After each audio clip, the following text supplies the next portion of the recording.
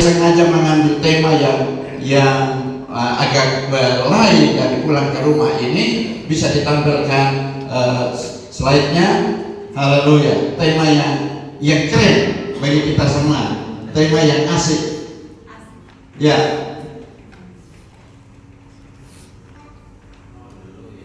Ya. Ya, kita bersabar. Nah, Bapak Ibu kekasih Tuhan, sambil itu disiapkan. Dalam beberapa waktu ini ketika acara ini mau dilaksanakan, saya dihubungi oleh Bapak Pendeta Ferdi dari Lembata, dari Lewo-Lemba. Bapak, bagaimana kalau kita reuni? Saya bilang, ini waktunya tidak pas, Pak. Karena kenapa? Karena kita baru selesai SMD dan kita harus kumpul lagi. Pasti kita sudah cukup lelah ini, bagaimana? Tapi bisa apa? Karena dengan kesempatan yang masih ada setelah pulang SMD kita kumpul, pasti bisa. Dan saya bilang oke, kalau Tuhan berkenan kita kumpul. Dan bersama-sama dengan Pak Hengki acara ini digagas dan ditetapkan waktunya, semua dipersiapkan dan hari ini jadi karena Tuhan mengasihi. Amin. Nah, kasih Tuhan, tema untuk kita sore ini, jangan kasih kendor. Amin. Jangan kasih kendor. Nah, kasih Tuhan, ini kenapa begitu Bapak Ibu? Karena kalau kita melayani Tuhan lalu kendor, itu pasti macet semua. Tapi firman Tuhan bilang sama kita, jangan kasih kendor, Bu. Jangan kasih kendor, Tusi. Karena apa? Karena Tuhan ada bersama-sama dengan kita. Amin. Nah, kekasih Tuhan Yesus Kristus, kenapa jangan kasih kendor?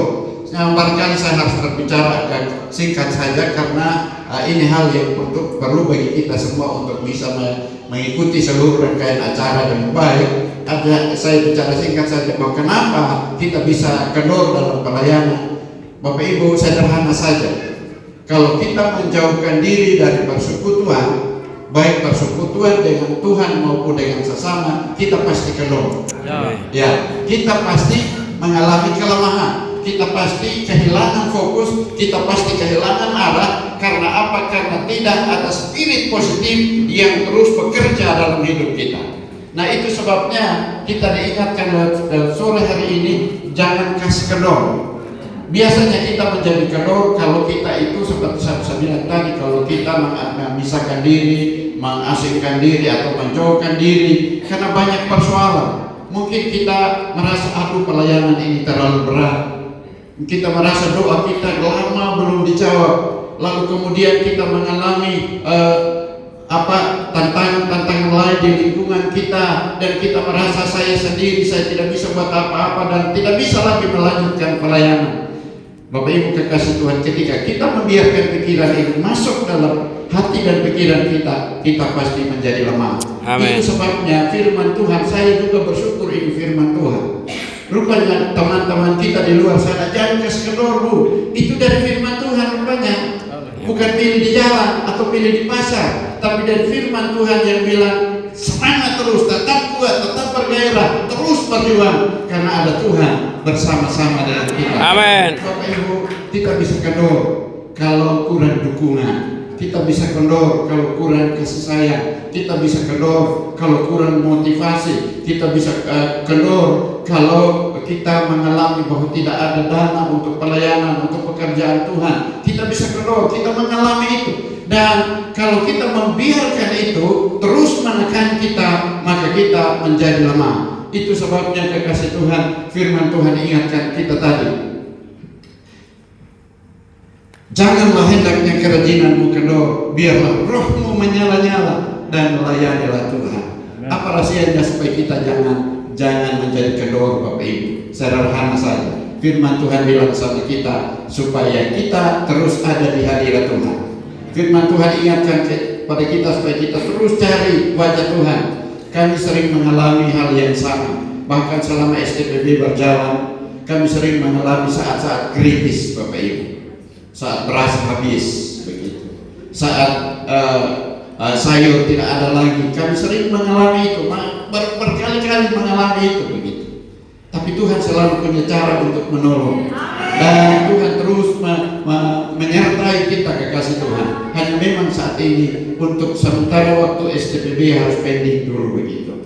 Kenapa setelah jalan sekian 30 tahun jalan, lalu kemudian 4 tahunnya itu kita coba kelas non asrama. Kita coba kelas non asrama, siswa-siswa yang datang belajar, mereka belajar pulang ke rumah, tapi rupanya tidak efektif. Pola ini tidak efektif untuk sekolah Alkitab. Sekolah Alkitab harus asrama, berdoa di asrama, belajar di asrama, praktik di asrama, dan bergumul di asrama, maka kita akan menghasilkan pejuang yang berkualitas. Amin. Nah, itu sebabnya kekasih Tuhan, dimanapun juga kalau kita dimulai dibina di asrama, kita pasti memiliki daya juang yang kuat. Saya dengan Bapak Kira, kami belajar tinggal di asrama. Belajar di sana harus tertib makan, tertib belajar, tertib pelayanan, semuanya kita diajar untuk belajar benar-benar tertib, dan Tuhan tolong kami terus ada dalam pekerjaan Tuhan. Amen. Tuhan menyertai. Saya bersyukur kekasih Tuhan. Sekali waktu saya temukan Mama Mary menangis di rumah. Saya tanya kenapa, Mama Mary bilang, puji Tuhan, anak-anak kita, mereka telah menjadi hamba Tuhan yang melayani Tuhan. Amin. Di Facebook, ada di media sosial. Kekasih Tuhan Yesus Kristus bilang, ya, anak-anak yang tidak lahir dari rahim kami, tapi anak-anak yang lahir dari air mata, yang lahir dengan perjuangan, yang lahir Haleluya. dengan kekuatan daripada Tuhan. Kita melihat hasilnya. Semua pada ada dalam pekerjaan Tuhan, melayani Tuhan.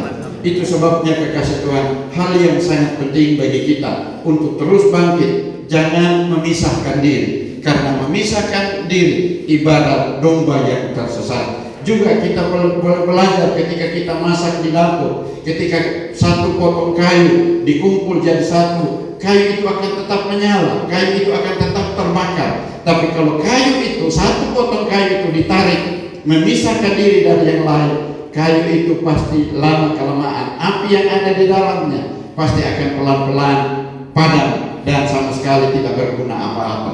Itu sebabnya kekasih Tuhan, kita yang sudah menjadi satu di dalam persekutuan sekolah Alkitab di sini, tetap jaga komunikasi, tetap jaga hubungan, tetap saling say hello. Meskipun itu barangkali sekali seminggu, sekali sebulan tidak mengapa, tetap kita terus saling berkomunikasi. Karena doa yang kuat, doa yang dijawab oleh Tuhan, doa yang dinaikkan dengan sungguh-sungguh, dan doa yang sungguh-sungguh dari saudara-saudara yang mengasihi dan menyayangi kita.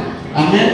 Kita tidak mengharapkan dari luar, dari mana-mana, tapi orang yang mengenal kita, yang tahu pelayanan kita, yang tahu siapa kita, mendoakan kita dengan sungguh-sungguh, menjadi berkat besar bagi pekerjaan kita.